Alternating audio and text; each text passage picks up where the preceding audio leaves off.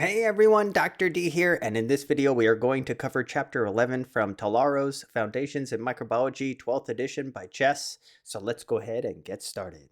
Dr. D, Dr. D, Dr. D, Dr. D, Dr. D, Dr. D, Dr. D, Dr. D, Dr. D. Explain stuff. All right, Chapter 11, we're covering physical and chemical agents for microbial control. This is a great chapter with a lot of important practical knowledge for you if you're going into healthcare or into the clinical setting. So let's go ahead and get started. What we're discussing in this chapter are all the different ways you can control microbial growth. You can kill them off or stop them from growing. We're going to talk about physical agents such as heat. We're going to talk about radiation. We're going to talk about mechanical removal methods. We're going to talk about different types of liquids that you can use. So we're going to talk about all different ways that you can possibly eliminate microbes in the clinical setting. And you may have heard these terms before: disinfection, sterilization. And did you know there's a distinct difference between the two? A lot of people use these terms interchangeably, but these are not interchangeable terms. They are distinct and different terms. So let's talk about what each means. Disinfection is the destruction or removal of vegetative pathogens. Vegetative means the growing cells, not when you see vegetative, think growing cells. It does not include things like endospores or cysts. Does that make sense? So, disinfection is not uh, effective against bacterial endospores. And sometimes it's not effective against some of those other dormant cysts as well. Usually used only on inanimate objects. So if I spray down a table with, say, Lysol, that is disinfection. It doesn't kill everything, but it kills a lot of vegetative cells, right? In fact, if you look at the Lysol bottle, doesn't it say right there on the Lysol bottle, it says kills 99.99% of germs? Well, 99.99 is not equal to 100. Does that make sense? So think about spraying down a table as the best description of disinfection, right? You're killing microbes on an inanimate object. It has to be an inanimate object like a table, right? But you're not killing every possible form of life, like endospores and things like that. That's where sterilization comes in. Take a look at sterilization. Sterilization is the complete removal or destruction of all viable microorganisms, not just growing vegetative cells, but also dormant endospores, cysts, anything that could make you sick, transmit to you and make you sick, viruses, everything. It is also used on inanimate objects. The classic example of sterilization is let's say an object was in an autoclave, right? An autoclave is like a pressure cooker. We're going to talk about an autoclave in a little bit. It's like a pressure steamer that uses so much steam, pressure, and heat that it actually can sterilize an object. And when something is sterile, as a nurse or a dental hygienist, you should know the difference between something that's been disinfected and something that's sterile. If something has simply been disinfected, it could still potentially make you sick. There may be endospores on there still, and those endospores may potentially still make you sick. But if something has been sterilized, then it can't make you sick because there shouldn't be any kind of viable organisms on that object. Next, antisepsis or antiseptics. Antiseptics, antisepsis, what are we talking about? This is specifically when you apply chemicals to your body, right? Body surfaces, think living tissues, to destroy or inhibit vegetative pathogens. So the classic example here is if I gargle with mouthwash, that's antiseptic, right? Because I am using a chemical on living tissue. If I'm using chemicals on living tissue in order to keep microbes at bay, that's called an antiseptic. If I spray down a table, remember that was a disinfectant. And you should understand in this chapter that not all organisms are equally susceptible to chemical control. Some organisms are really, really resistant to chemicals and physical control methods. Others are really actually pretty easy to control. So let's talk about which organisms are have the highest resistance. Which of these organisms or agents are the toughest to destroy? And those include these prions. Remember, prions are misfolded proteins that can make you sick. Those are tough to control. Those are very resistant. And then do you remember the genuses Bacillus and Clostridium? These are two main genuses of bacteria that can form those endospores. Remember those highly protective structures? These endospores are so resistant. They're dormant, but they're resistant. And so they're the highest, they show the highest resistance, which means that and those sterilization techniques are mainly designed to be able to take these guys out, right? And be able to control for these guys, because these are the hardest ones to destroy. Does that make sense? Next, organisms with moderate resistance. We're talking about cysts. Do you remember when I said that protozoa can form cysts, which are kind of like uh, dormant phases that are protected? Well, those cysts are not nearly as strong or resilient as endospores, but they're still pretty tough little guys. So, uh, protozoan cysts are moderately resistant. Naked viruses, bacteria with no endospores, but they have these nice cell walls. They have cell walls. Uh, in particular, the mycobacterium. Remember, these are the ones with the mycolic acids in their cell walls. Pseudomonas, Acinetobacter, and other gram-negative bacterium tend to be pretty tough to control. Staphylococcus is also very heat and chemical resistant as well. And then there are organisms that exhibit the least amount of resistance. You know what that means? That means they're pretty easy to control. These cells are usually the first to get destroyed when you're, doing some kind of disinfecting. And that includes most bacterial vegetative cells. And remember, again, vegetative doesn't mean it's not doing anything. Vegetative means it's the normal growing, remember mother cell, they call it? The normal growing cell is called the vegetative cell. Fungal spores. By the way, don't mistake fungal spores with endospores. They are completely different things. Endospores, which are those protective dormant seeds that the genuses Clostridium and Bacillus can make, those are super tough little seeds, right? Those are super duper tough. Whereas fungal spores are not super tough. Fungal spores are there just for reproduction, rapid reproduction.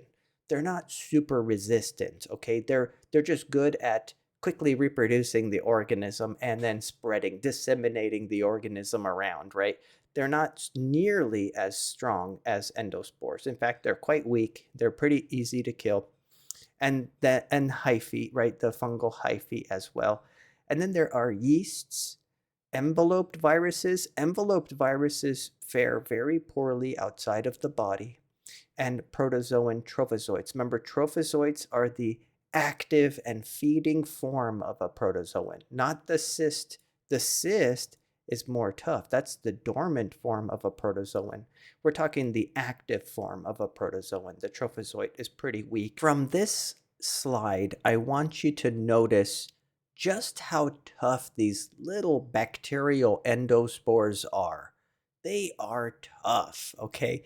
So let's look at different methods of uh, controlling bacterium on the left.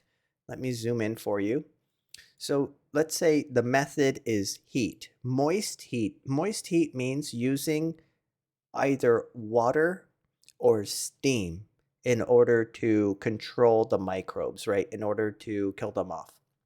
So if we're using heat in the form of moist heat, it takes only 80 degrees C to kill off vegetative bacterium, vegetative forms of organisms, which means the growing mother cells. However, it takes 120 degrees C to kill endospores, which means endospores are 1.5 times more resistant to heat than the vegetative cells are. And by the way, I want to tell you something very interesting about moist heat. Do you want to know something super cool about moist heat? This is very interesting. Uh, think about this real quick. If you are boiling water, like let's say you put a pot of water on your stove and you start boiling the water, did you know that everyone knows that it starts boiling at 100 degrees C, right? Pretty much everyone knows water boils at 100 degrees Celsius. But did you know, not many people know unless you've taken physics, um, that it doesn't matter how much more, once your water is boiling, it doesn't matter how much more you turn up the heat. The water still stays at 100 degrees C. Isn't that weird if you think about it? You might be wondering, wait, so the water is at the same temperature when it's just bubbling a little bit as when it's bubbling a lot? How is that true? It kind of blows people's minds, right? That water does not boil hotter than 100 degrees C at, regular atmosphere, at normal atmospheric conditions. So what that means is it doesn't matter how much you turn up your stove. The water itself will always stay at 100 degrees C. You know why? Because no matter what, the water itself will be 100 degrees C. It'll just make steam faster. Does that make sense? It'll just bubble more to make steam faster. And when that steam forms, it carries the extra heat away. Does that make sense? So the water itself never actually gets any hotter than 100 degrees C. Isn't that weird? So the only way to raise the temperature of moist heat is to actually make a pressure cooker. Put a lid on the boiling water and prevent that steam from getting away and then build pressure. Does that make sense? And then that's called moist heat, steam, pressurized steam. And that's essentially what a autoclave does. You've heard of autoclaves. You go to your dentist's office, they have an autoclave to sterilize surgical equipment. The hospital has autoclaves to sterilize surgical equipment. Even the tattoo parlors have, you know, uh, uh, uh, autoclaves to sterilize equipment, right? So you have autoclaves to sterilize, okay? And those autoclaves are basically pressure cookers. They increase the pressure to 15 psi, and that lets you to increase the temperature of that moist heat to 120 degrees C. And in that condition, for about 15 minutes, 20 minutes, that's sufficient to finally destroy those endospores. Isn't that neat? Whereas if you just try to put an object in boiling water, can the water get hotter than 100 degrees C? Can you beat Wicket? Yeah, Wicket's been paying attention. Exactly. So let me ask you this. Let's see if you can beat Wicket. Let's think about this. Can you sterilize surgical equipment by boiling it? Can you beat Wicket? No, exactly. That's right, Wicket.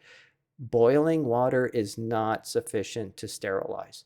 If you use boiling water on something, you've pretty much disinfected it. Does that make sense? You've killed everything on that object except for endospores or prions. Does that make sense? But if you really want to sterilize something, you cannot just put it in a pot of boiling water because the temperature will never rise above 100 degrees C. And according to this slide, right, you need 20 degrees C with moist heat in order to destroy endospores. I hope that makes sense. It's very interesting because a lot of people assume, well, if I boil it, then it's sterile. That is not true. Remember, that is false. Now let's look at radiation. With radiation, let's say X-ray radiation, you know how X-rays are damaging to cells? Um, we're gonna shoot X-rays at a sample. It actually takes 4,000 grays. That's the unit of X-ray damage. It takes 4,000 grays of X-ray bombardment in order to destroy an endospore, whereas it only takes 1,000 grays to destroy vegetative cells, showing you that it takes 4 times the amount of irradiation from X-rays to destroy endospores. You see how resistant these little endospores are? Same thing with sterilizing gas. Let's say we're using ethylene oxide, which is a type of gas that sterilizes. You can actually use it to sterilize things. It takes 1,200 milligrams per liter to destroy endospores, but it only takes 700 milligrams per liter of this gas to destroy the vegetative cell, giving you a 1.7x more resistance with the endospore. And then lastly, a sporicidal liquid. Did you know that 2% glutaraldehyde solution is sufficient to sterilize objects? Well, it takes 3 hours of exposure with glutaraldehyde in order to destroy endospores. But it only takes 10 minutes to destroy vegetative cells, giving you an 18 times more resistance than the vegetative cell. So I hope this slide convinced you one important thing. Endospores are tough, right? And it takes a lot in order to destroy them.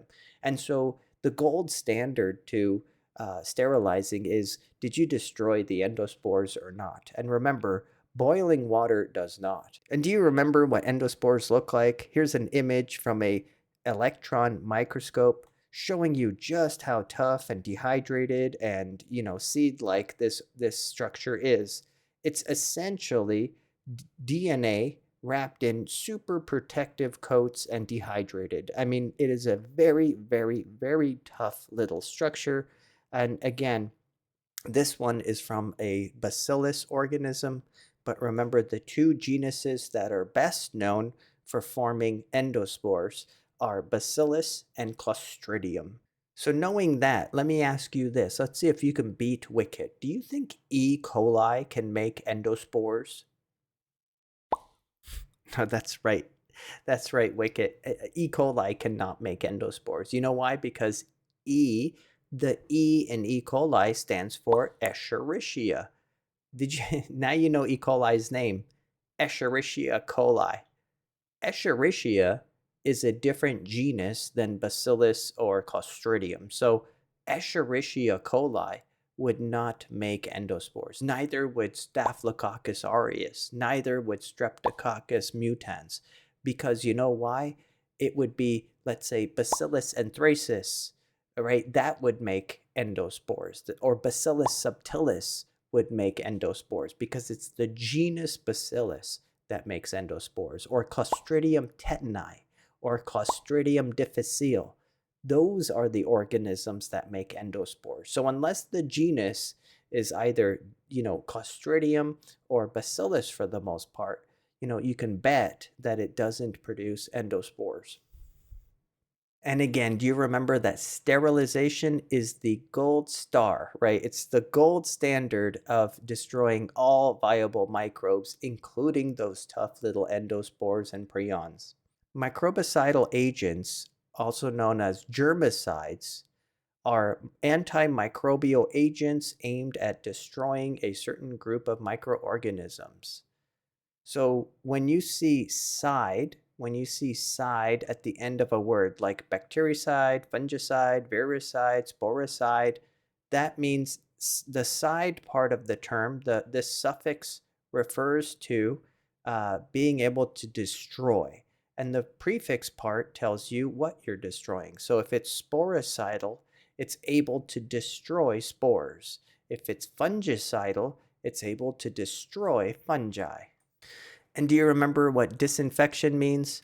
The use of a physical process or chemical agent, or disinfectant it's called, to destroy vegetative pathogens, but not the bacterial endospores. And do you remember the difference between disinfection and antisepsis? That's right. Antisepsis includes the application of chemical agents, or antiseptics they're called, directly to exposed body surfaces, wounds, surgical incisions, in order to destroy or inhibit vegetative pathogens. So think about treating an inanimate object with a disinfectant, whereas you treat tissues with antiseptics. Now, some treatments actually don't destroy the cells, but they just keep them from growing. These are known as microbiostatics or microbiostasis, agents that cause microbiostasis. Again, these are just agents that are aimed at temporarily preventing microbes from multiplying. Now, we also have techniques that are aimed at just simply lowering the numbers of viable microbes, but they're not nearly as effective as disinfection or sterilization. And these include sanitization and degermation. Sanitization is any cleansing technique that removes microorganisms from inanimate surfaces to reduce the potential for infection and spoilage. So when I think sanitization, I think, I don't know, washing dishes or washing silverware. You're just reducing the microbial load to levels deemed safe by health standards. What is degermation then? Degermation is the reduction of microbial loads from living tissue by mechanical means. Think brushing off, or just, using physical means, mechanical means, in order to get microbes off of tissues. Now, one problem with using disinfectants or sterilants to try to control for microbes is that microbial death is hard to detect. You can't see these microbes, so you can't tell whether your technique has worked or not. You just have to make sure that you follow the proper techniques, you follow the instructions. For instance, if it says spray down the table with this chemical and wait 5 minutes, you make sure you follow the instructions, because again, you can't see these microbes, so it's hard to detect whether, your chemical is effective or not. But to be effective, this needs to lead to permanent loss of reproductive capability for the microbe or for that particular germ. And there are numerous factors that affect microbial death. This includes number of microbes that you're trying to treat, the nature of the microbes in the population. Again, are they the gram negatives with those weird cell walls that are more resistant, or are they the gram positives that are less resistant? What is the temperature and the pH of the environment in which you're trying to treat? The concentration of the agent. Are you using concentrated bleach, or are you using, let's say, very, very dilute bleach? The mode of action of the agent, like how does the agent work? And the presence of solvents, organic matter, inhibitors, all of these things can interfere with how effective your treatment is. And so when you're picking a control agent, you need to ask yourself, what do I need to do? Does the object I'm trying to decontaminate, does it need to be sterile? Like, is it going to be used in a operation? Like, is it a surgical instrument? Does it need to be sterilized or not? Or can it simply be disinfected? Not everything needs to be sterile. Is the item going to be reused? Can the item withstand heat? Well, think about it. If the item is very, very susceptible to heat and pressure, then you may not want to put it in an autoclave, right? Can it withstand radiation or chemicals? Which method is suitable? Will the agent penetrate to the necessary extent? Think about that. Like, if you need to treat something that's porous, will it get into those pores? Will it get in there? So for instance, if I'm treating with UV, but the organisms are underneath things, well, then the UV light may never touch them and may never treat that object, right? Does that make sense? Is the method cost and labor efficient, and is it safe, right? So when you're picking your agents, you have to ask yourself all of these questions. And also, is the agent smelly? Does it break down? Does it have a good shelf life, right? All of these things are good to ask yourself before you proceed with, trying to control microbial growth. Now we're going to talk about how these different antimicrobial agents, how they affect cells. How do they damage the cell itself?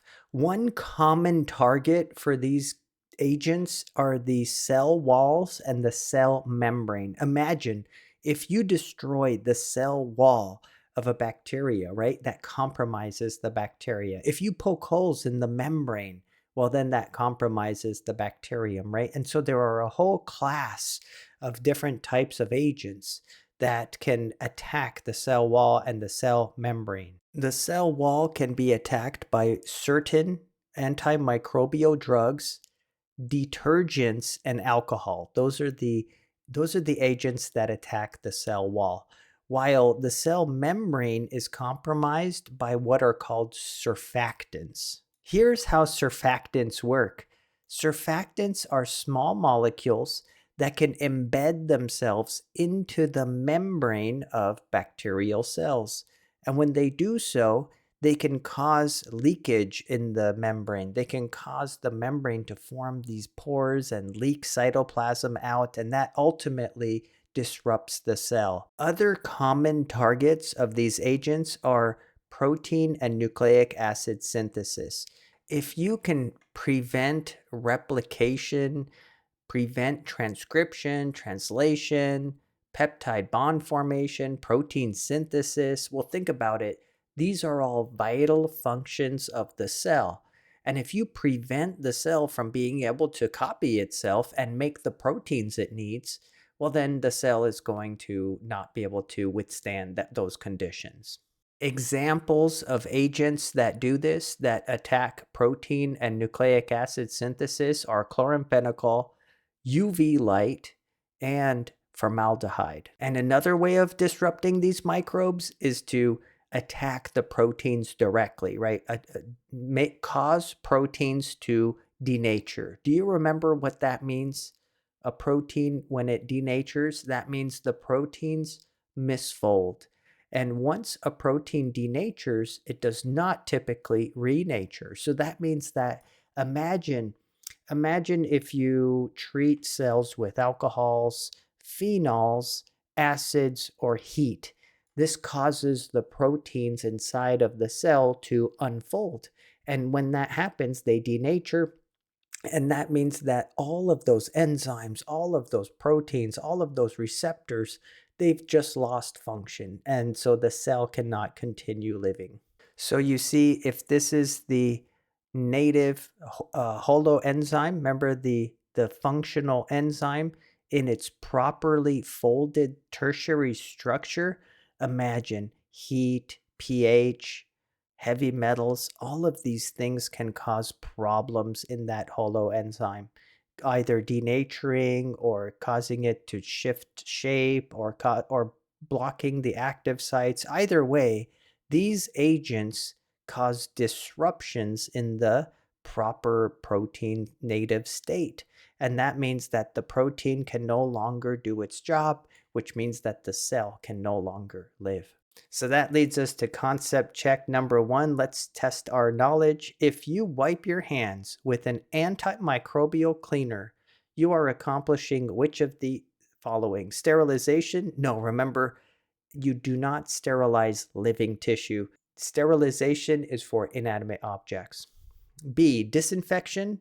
No, that's not correct either, because remember, you can only disinfect inanimate objects such as a table. C, antisepsis. That's the correct answer. Remember, antisepsis means treating living tissue, such as your hands. So this is, yes, antisepsis. Answer is C. So now let's delve a little bit deeper into more physical methods of control, including heat, cold, desiccation, radiation, and filtration. Starting with heat, do you remember moist heat includes water and steam? Compare that to dry heat. Dry heat involves ovens or flames, things like that. Now, there's a big difference between moist heat and dry heat. Moist heat is far more effective at lower temperatures. Moist heat causes coagulation and denaturation of proteins, and it halts the cell from working, right? Basically, those proteins misfold, they denature, and the cell loses the ability to carry on with metabolism and living. Dry heat, on the other hand, it takes a lot higher heat to have the same effect in the same duration of time. So, for instance, if I have 100 degrees C in water, like boiling water, versus 100 degrees C in an oven, it takes a lot longer to have the same effect in the oven. Water just works faster at that temperature. And dry heat, how it works is it dehydrates the cells, which basically alters protein structure, and it leads to incineration. So this is what I was just talking about. Notice this. At the same temperature, look at this. Here's moist heat. So you've got steam, for instance, pressurized steam at 121 degrees C. You can sterilize in 15 minutes. Whereas with dry heat, look at this. At 121 degrees C, like let's say in an oven, it takes 600 minutes to sterilize. That's 10 hours. Isn't that ridiculous? So at 121 degrees C, moist heat will get the job done in 15 minutes, while it takes 121 degrees C, it takes dry heat 10 hours to do the same amount of work, right? So this is what they mean by moist heat being more effective at lower temperatures than dry heat. And remember, it's those bacterial endospores that are the most resistant to these conditions, while vegetative states of bacteria are the least. Now, when we're trying to destroy microbes with heat, you have to keep in mind two parameters: the thermal death time and the thermal death point, and they each mean a different thing. So let me explain what thermal death time is. It's the shortest length of time required to kill all the microbes at a specified temperature. So for instance, look at this. The thermal death time of moist heat at 121 is 15 minutes, right? So what is the shortest amount of time that it takes to kill all the microorganisms at a particular temperature? So here you can see it could take 3 minutes at 134, 10 minutes at 125, 15 minutes at 121. That's the thermal death time. However, the thermal death point is a slightly different thing. It's the lowest temperature required to kill all microbes within 10 minutes. So if I'm looking here, look at moist heat. Let's see if you can beat Wicket. Let's see if you can beat Wicket. What is the thermal death point with moist heat? What is the thermal death point with moist heat? Can you beat Wicket? That's right, Wicket. It would be 125, because it's basically the lowest temperature where you have complete sterilization within 10 minutes, right? Does that make sense? Do you see the difference there? Whereas, that would not apply to 121, because 121 does not achieve sterilization within 10 minutes. It's 125 that achieves sterilization within 10 minutes. So it's again, the lowest temperature required to kill all the microbes in 10 minutes. I hope you understand the difference there. It's a clear distinction between the two. All right, let's go into a little bit more detail about how we can use moist heat to control microbial growth, starting with sterilization using an autoclave. Remember, an autoclave uses high pressure, 15 psi. Remember, at sea level, the atmospheric pressure is 1 psi, but this is 15 times the pressure of the atmosphere. And that allows you to raise the temperature of that moist heat to 121 degrees C. And usually within 15 to 20 minutes, you've achieved sterilization.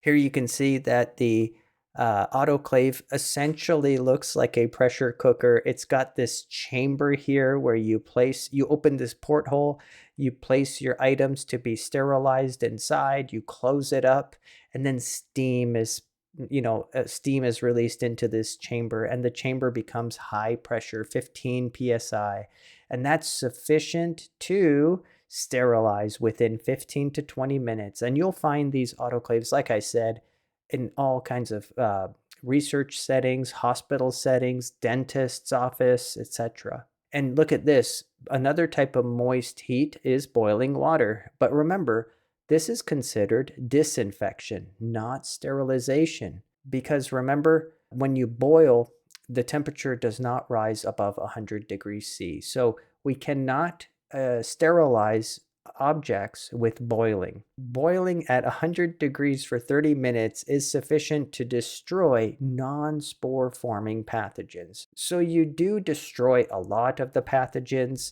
within 30 minutes of boiling, but not all, and especially not those endospores. Another type of moist heat control you may have heard of is called pasteurization, and it was developed by our friend Louis Pasteur.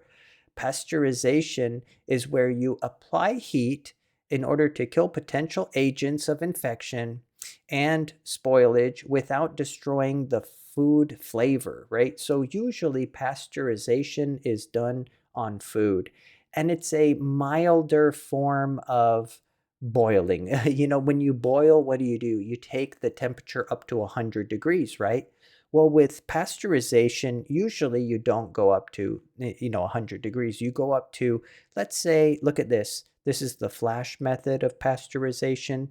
You're going up to 71.6 degrees Celsius for only about 15 seconds for the flash method.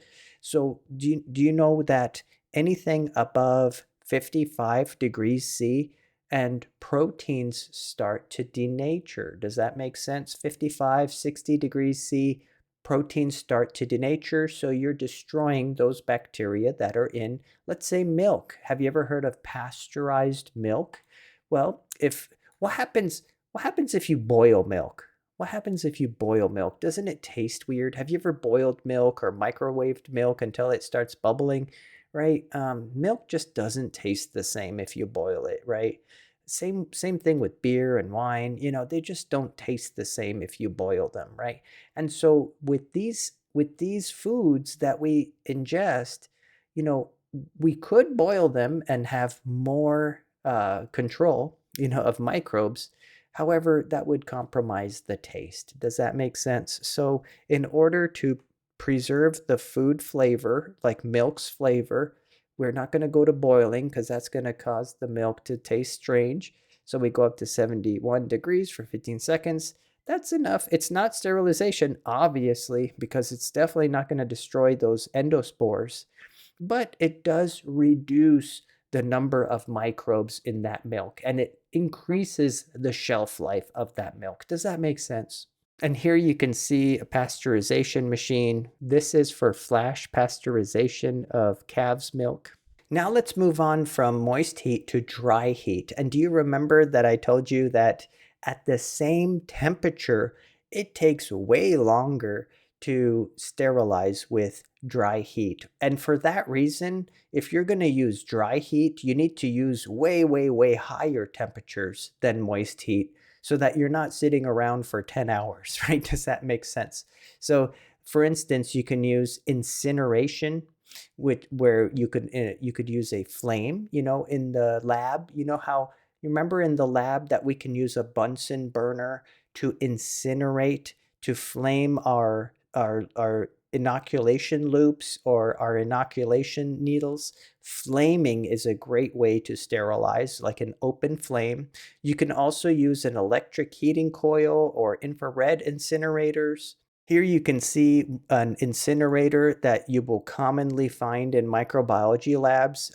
Let's say you can't have a Bunsen burner A lot of labs will instead have these incinerators where you place your inoculation tools, like your inoculation loop into the incinerator until it becomes red hot.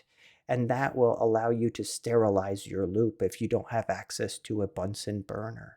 Or you could use dry air ovens, right? So you can use an oven. But remember, you're going to have to use high temperatures, and it still takes a long time in order to destroy those microbes. Now let me tell you about the effects of cold and desiccation. Let's talk about cold first. Did you know that cold does not necessarily kill microbes at all? It's cold is microbiostatic. What does microbiostatic mean? Can you beat Wicket? That's right, Wicket. Microbiostatic means to slow the growth or to stop the growth. It doesn't mean that you destroy the microbe. So by placing, let me put it this way, by placing something like meat in a freezer, just because you freeze the meat doesn't mean you killed any of the microbes that live on that meat. Does that make sense? Instead, they're just now in suspended animation. And so the minute you thaw that meat, they're going to reanimate and they're going to be able to grow. Does that make sense? So cold can be used to preserve food, media, and cultures because it prevents those microbes from growing. Think of using a refrigerator or using a freezer, but it doesn't destroy the microbes. So it's not a good way of destroying microbes. It's simply a way of preventing them from growing. And did you know the same thing applies to desiccation? Desiccation means to dry. In fact, when you open up some foods and you find that little packet inside of the food, like beef jerky? Have you ever opened up beef jerky and there's a little packet in there and it says do not eat? Usually these are silica beads or something of the sort. These are called desiccants. Desiccants, when you desiccate, that means you dry. You remove the moisture. And organisms do not like it when you remove the moisture. They want a certain amount of moisture to grow in. Does that make sense? So the gradual removal of water from cells leads to metabolic inhibition. But again, it's not an effective microbial control method. The cells, they don't necessarily get destroyed. They just become in suspended animation. Many cells retain the ability to grow whenever that water is reintroduced. Have you ever wondered, why we dry foods in order to preserve them? Have you ever wondered that? Like, for instance, if I have beef, well, that beef will go bad pretty quickly unless I place it in the refrigerator, right? But what is a way I can preserve beef? What if I place that beef in a dehydrator and I dry it out until it's beef jerky, right? That super dry, super duper dry beef jerky. Well, guess what? Now it's preserved, isn't it? And the reason beef jerky is now preserved and microbes won't grow on it and spoil it is because it's lacking water. It's so desiccated, it's so dehydrated that microbes, when they try to grow on the beef jerky, they just kind of dry themselves out. Isn't that interesting? So when you dry fruit, like let's say dried bananas, dried apricots, or when you make beef jerky, the reason it seems like in the pantry forever, without refrigeration is because it's so dry. Isn't that neat? And by the way, now you can see why we use cold, in order to preserve food. Now you can see why we dry things in order to preserve food. Now you see why we, use flames to cook food, or you can see why we use ovens to cook food. You can see why milk is pasteurized. You can see why we boil food. You can see why we, not necessarily autoclave, but why we cook our food. Now you're getting an understanding of why we as a species, the human species, have preserved our foods a certain way. It all actually is intricately married to how we control microbes as well. Isn't that neat to think about? And that leads us to concept check number 3. Which of the following accomplishes microbicidal effects? That means being able to actually destroy the microbes. Boiling, yes, definitely. Remember, boiling destroys microbes. Pasteurization, sure. Incineration, sure. But what about freezing and desiccation? Remember, these are more microbiostatic instead of microbiocidal. So the answers are A, B, and C because D and E are not cidal. Next, let's move on to radiation. It's another type of physical control method. Radiation involves energy emitted from atomic activities and dispersed at high velocity through space and matter. There are two classes of radiation, ionizing radiation and non-ionizing radiation. Ionizing radiation includes what are known as gamma rays, X-rays, cathode rays, whereas non-ionizing radiation it includes UV radiation. And do you know what UV radiation is? Do you know what X-rays and gamma rays are? If we look at energy as a spectrum, and these include the wavelengths of energy. You can think of them as wavelengths of energy that travel through space and time. We are used to seeing visible light. This is known as the visible light spectrum. This includes the wavelengths of visible light from about 400 nanometers, which is violet light, all the way up to about 750 nanometers of wavelength energy, which is red. This is the sliver of energy, the wavelengths of energy that we can see with our eyes. You know, we have receptors in our eyes. However, if the wavelengths of energy are longer than about 750 nanometers, you go into the infrared range, which we cannot see, the microwave range, and the largest ones, the radio waves. These are long wave energies. However, the damaging types of energies are short wave energies over here on the right side of your screen.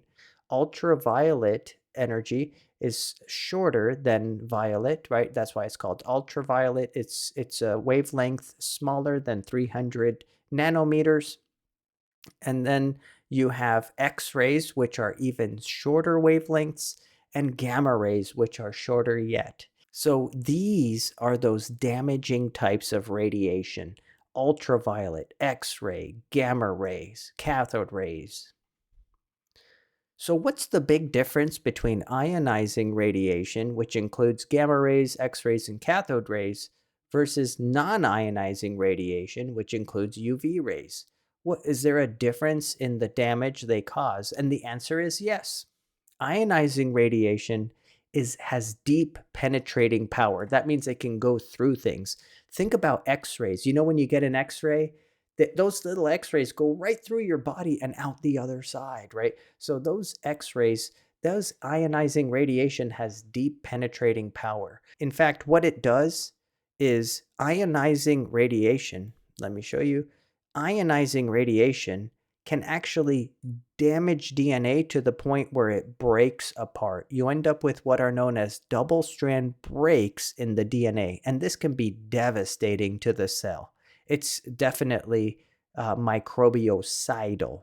However, with non-ionizing radiation, not only do you have little penetrating power, which means that the UV doesn't penetrate deep into objects, but it also does not cause double strand breaks in the DNA.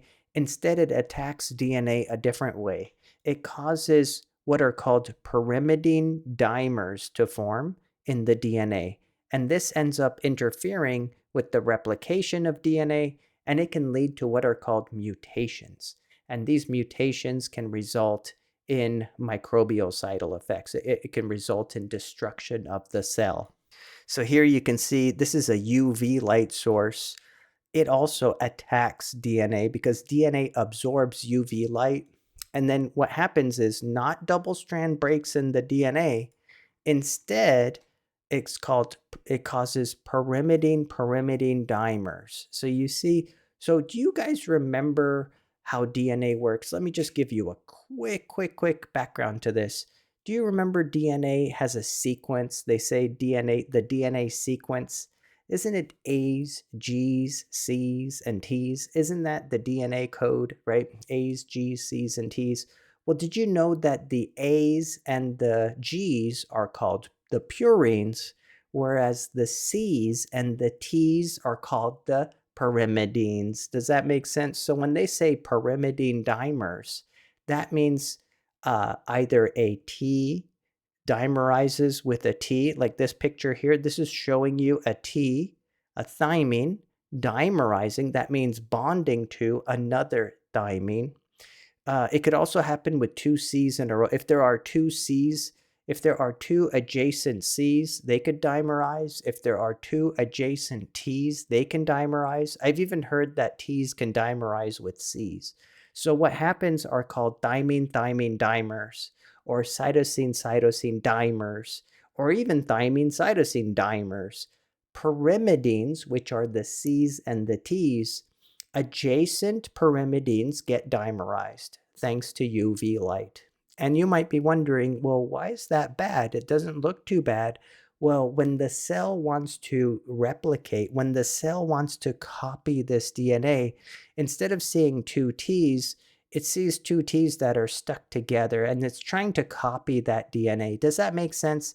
And when it sees these two D's stuck together, it doesn't know how to copy them correctly. So instead of complementing a T with an A, it might complement the T with something different, like a G. Does that make sense? And that introduces what are called mutations, and that could have all kinds of problematic effects.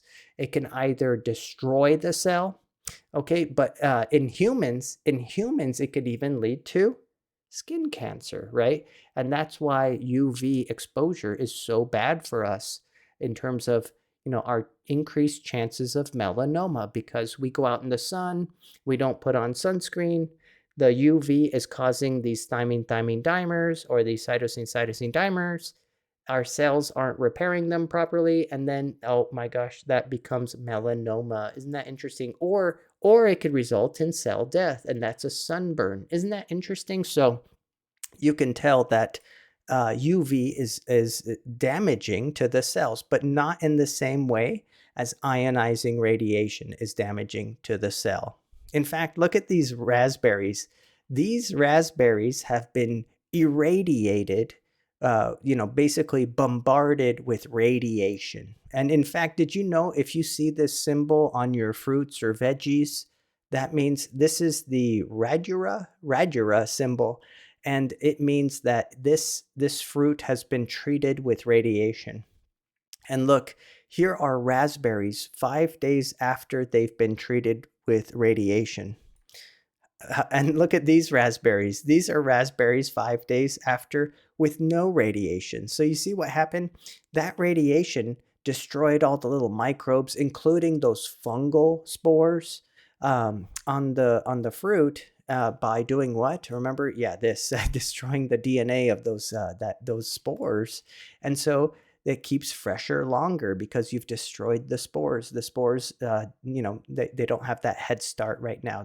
You've uh, helped to preserve the fruit. Isn't that interesting? So, when you see this symbol in the grocery store now you know what you're looking at. Here's an example of using UV, ultraviolet treatment, to disinfect water. You can use that in control of water, microbial growth in water. Next, you can also use filters, right? Can't we use fine filters to filter out microbes? Well, we use filters as well. Filters can filter fluids away from microbes. We can also use air filters called HEPA filters to filter out microbes as well.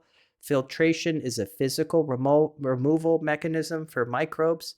You can pass a gas or liquid through a filter, and those filters filter out microbes. See, here you can see the microbes stuck to the filter, and the water is what filters through.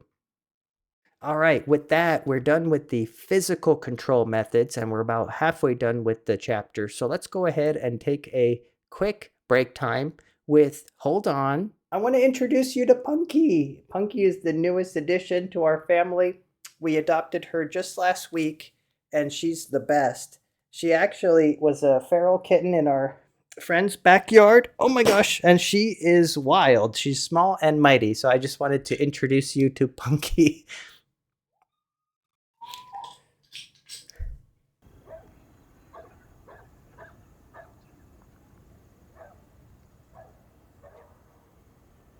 All right.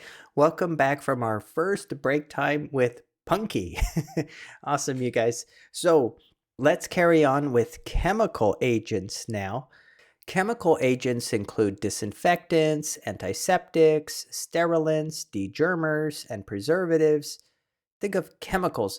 We finished speaking about physical control methods. These are chemical control methods. And just like physical control methods, there are some desirable qualities of germicides. They have to be rapidly acting in low concentrations, soluble in water or alcohol. They need to be stable. They need to be broad spectrum. Do you know what broad spectrum means? It means capable of destroying a wide array of different microbes with a low toxicity to humans. It should be penetrating, non-corrosive, non-staining, affordable, and readily available. All of these are desirable qualities in germicides. High-level germicides are the ones that are the gold standard. These are the ones that can destroy endospores and maybe sterilants. Remember, sterilants destroy any and all viable life.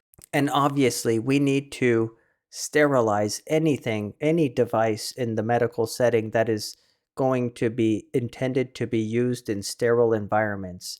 And we use chemicals when we can't use heat. So imagine if we have something that's plastic or rubber, we may not want to heat it with the autoclave.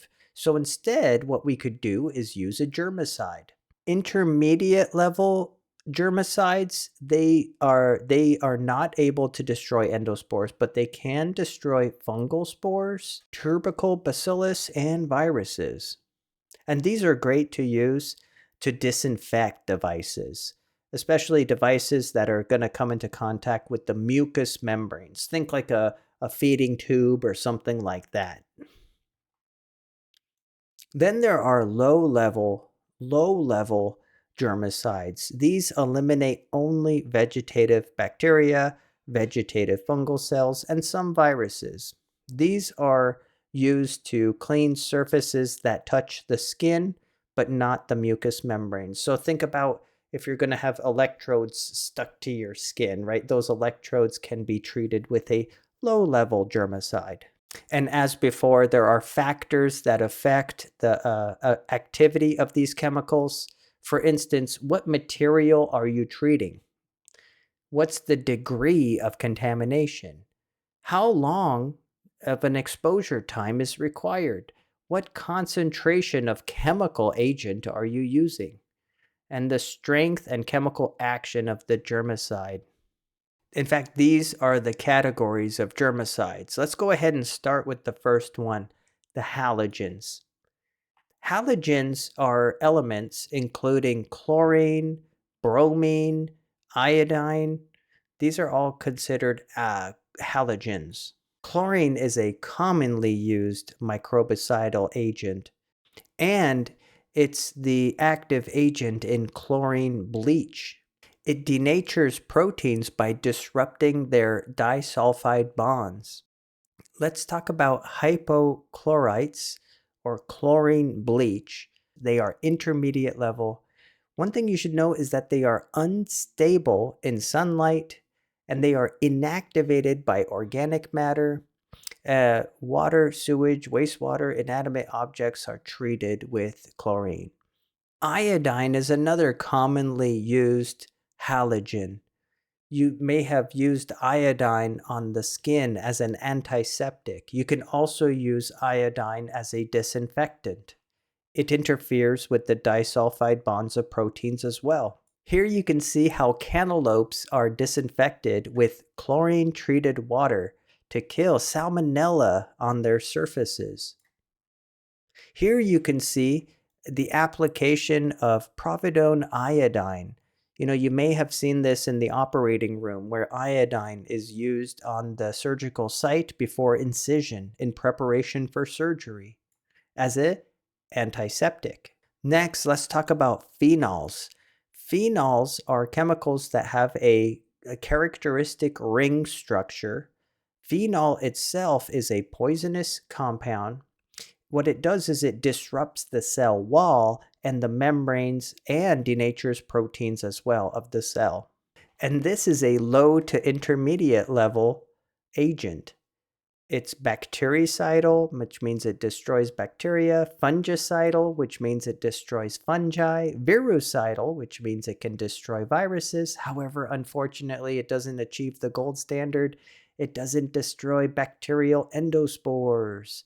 The unfortunate part of phenolics or phenols is that they're toxic to people, right? They're toxic to our tissues.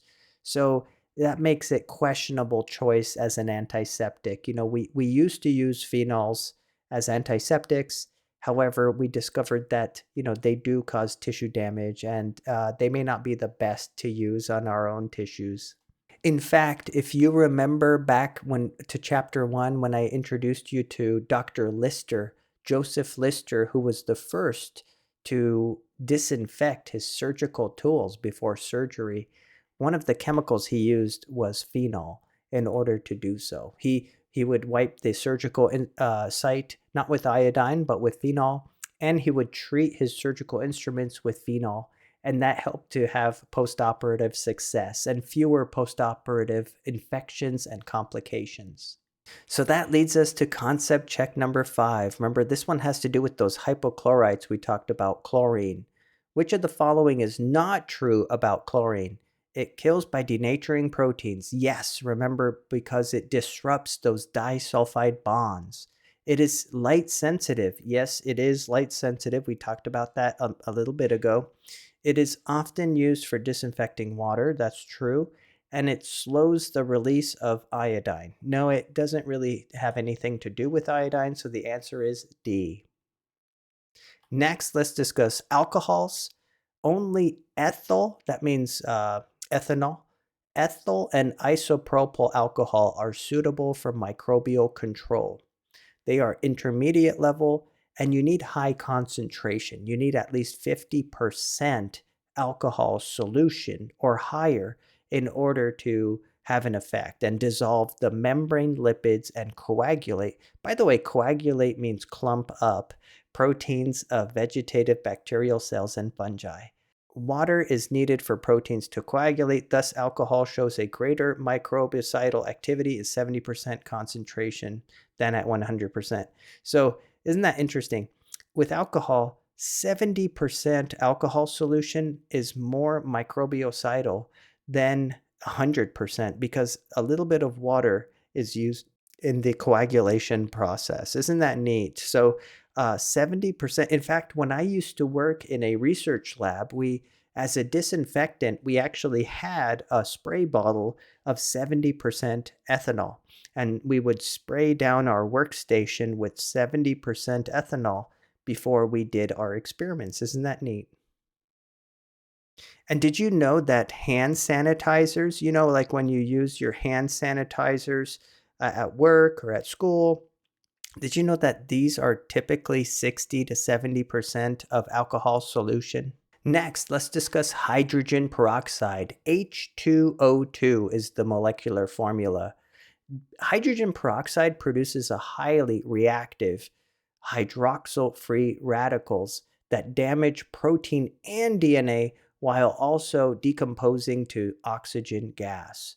It's toxic to anaerobes. When you add hydrogen peroxide, have you ever added hydrogen peroxide to a wound? And by the way, many dermatologists don't recommend using hydrogen peroxide as an antiseptic on wounds anymore, simply because it kind of damages your own cells as well. But, in the past, it was not uncommon to use hydrogen peroxide as an antiseptic on a wound. Like, let's say I have a cut, put some hydrogen peroxide on there, and you know what you would see?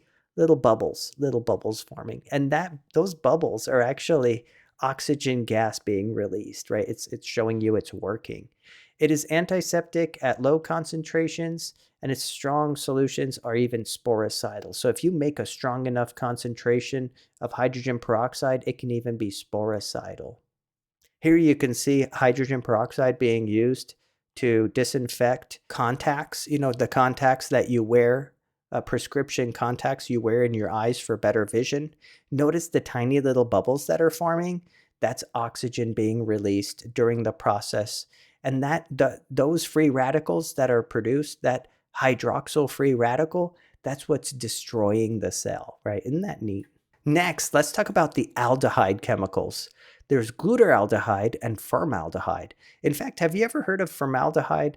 Um, by the way, the way these work is they destroy by alkylating protein and DNA. And formaldehyde is used as a preservative. Have you ever been in a biology lab and you've seen the jar with the preserved frog inside? We commonly use formaldehyde in order to preserve tissues. However, in the clinic, when you go to the hospital setting, it's not uncommon to find a 2% solution of glutaraldehyde called Sidex, and this is a high-level germicide. In fact, you can use it as a sterilant for heat-sensitive instruments. So imagine if you have tubing or something and you need that tubing to be sterile in the hospital setting, you could soak it inside of a tub of glutaraldehyde, but I believe it takes about 3 hours to really sterilize. Isn't that neat? So 2% glutaraldehyde is a sterilant, but it takes several hours to do its job and properly sterilize. Here you can see a technician who's treating surgical instruments with glutaraldehyde prior to heat sterilization. Next, let's discuss gases and aerosols. These are strong alkylating agents. These include ethylene oxide, propylene oxide, and chlorine dioxide. These are high-level germicides, which means they can sterilize. These are also known as sterilizing gases. So imagine, why would you need a gas? Well, imagine if you want to disinfect plastics or foods or devices that can't be heated, right? Items that you just can't place them into an autoclave, right? Well, then why not use sterilizing gases? Here, basically, you have a gas chamber and a portal. You put the items inside of the gas chamber and you pump in one of those three gases. It sterilizes everything and then you can remove it. And you see, you did not have to produce any heat. You did not have to introduce any heat. So you can see that these are items that were packaged medical supplies that were sterilized in ethylene oxide. These same items would have become destroyed in a typical autoclave. Next, let's talk about detergents and soaps. Detergents are polar molecules, also surfactants. Remember what surfactants do? They embed themselves in the membranes of cells and cause those cells to form leaky spots and fall apart. In fact, quaternary ammonium compounds, or quats, act as surfactants that alter membrane permeability of some bacteria and fungi. So they are able to disrupt the membranes of these creatures and they are able to destroy them. Though it's a very low level germicide, so you're only destroying those susceptible vegetative cells. Soaps, we're all familiar with soaps. These are alkaline compounds. You can wash your hands with soap and water, obviously, mechanically remove soil and grease containing microbes. It's a weak microbiocide, destroy only highly sensitive forms of microbes, and it's good at washing off, you're washing off those transient microbes, though it's hard to displace, if not impossible, to displace those resident microbes on the skin. And this leads to concept check number 7.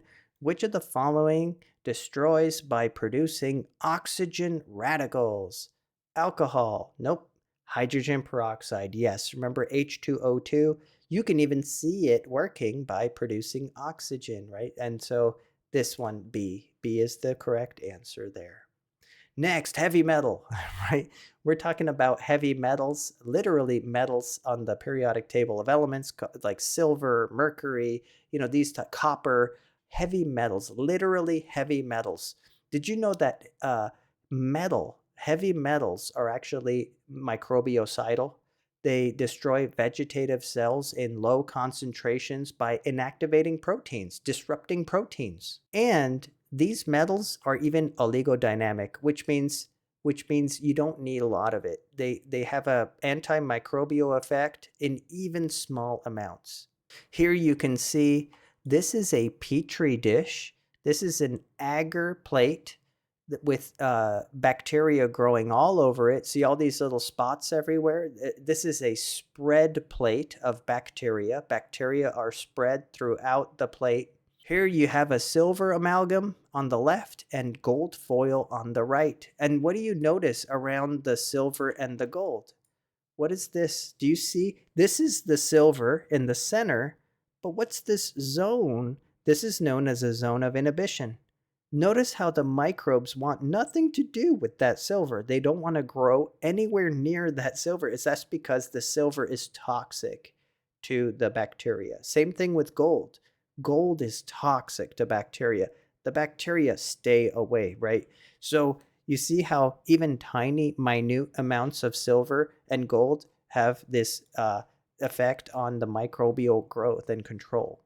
And lastly, let's discuss dyes as microbial agents. Aniline dyes are very active against gram-positive species of bacteria and various fungi. It's sometimes used as an antiseptic in wounds. It's a very low-level, narrow-spectrum activity, though. Next, let's talk about acids and alkalis. Do you guys know what alkalis are? That's a fancier way of saying bases. Acids and bases, acids and alkalis. So think about acids, acidic solutions, and bases, basic solutions. These are also low-level activity. Notice that all of this list of acids here, organic acids, acidic acids, propionic acid, lactic acid, benzoic acid, sorbic acid, all of these can inhibit microbial growth. And that leads to the end of chapter 11, a very, very interesting chapter, especially for all of you who are going into nursing and dental hygiene. I know that's a majority of you watching this video. So I hope this was informative because this is all terminology. These are all concepts you need to know to be an effective nurse or practitioner. Awesome. So I will catch you guys in the next chapter. Dr. D, Dr. D, Dr. D. Dr. D, Dr. D, Dr. D. A Dr. D, Dr. D, Dr. D. Dr. D, Dr. D, Dr. D. A Dr. D, Dr. D, Dr. D. Dr. D, Dr. D, Dr. D. A Dr. D, Dr. D, Dr. D. Dr. D, Dr. D, Dr. D.